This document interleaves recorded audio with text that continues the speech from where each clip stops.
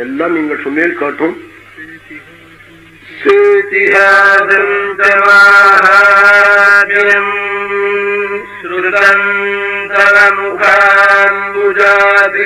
அதுக்கெல்லாம் கதை சொல்லி விபூதியினுடைய மகிமை, ருத்ராட்சத்தினுடைய மகிமை, சிவாலயம் கட்டத்தினுடைய பெருமை. ஒரு துஷ்ட ஸ்திரீ ஒரு பிராமணனே ராத்திரியில தூங்கிட்டு இருக்கிற போது கழுத்துல பாறாங்கல்ல போட்டு கொண்டு விட்டாள். அவனுக்கு கடைசி காலத்துல விமானம் கைலாசத்திலிருந்து யமதூத்தாள்ல இது என்ன அக்கிரமம், நாங்க வந்திருக்கோம் சிவதூத்தாள் இருந்து அழிச்சுட்டு போறாளேன்னு யமன்கிட்ட போய் சண்டை போட்டாள். தங்கள் எஜமான இடத்துல ஒரு பிரம்மசக்தி மணினவளவள் அவ மறிச்சு போயிருக்கா, நாங்க அவளை கொண்டு நரகத்துல அடிக்கணும்னு இங்கேருந்து போறோம்.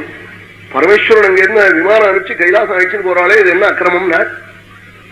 அட அசடுகளே, தர்ம சூக்ஷம் புரியாம அவ பண்ணின பாபத்தை மட்டும் அப்படியே சொல்லிட்டு இருக்கியே கொக்கு மாதிரி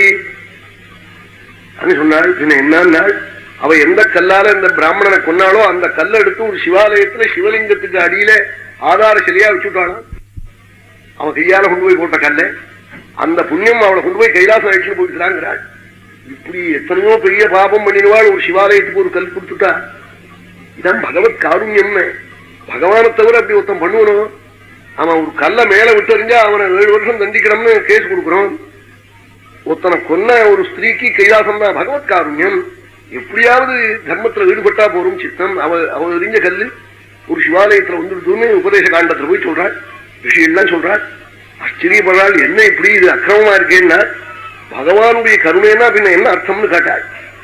இல்லையா, ஒரு காரியத்தை அழகா உத்தம் பண்ணினவனுக்கு சம்பளம் கொடுக்கறதா பெருமை பெருசு, அதுவா கருணை?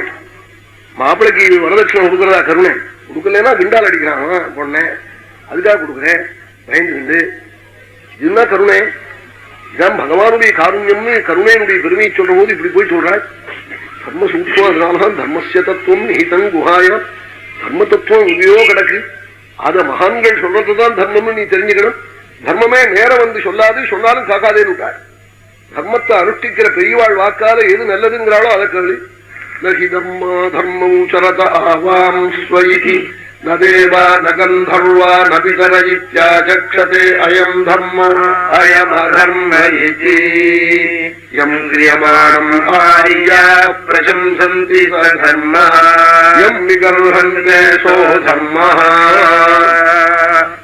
தர்மத்தை அனுஷ்டிக்கிற பெரியவாள் வாக்குனால எதை நல்லதுங்கிறாளோ அது தர்மம், ஏதோ அதர்மங்கிறாளோ அது தப்பு. அவா சொன்னா கேட்டுக்கோ.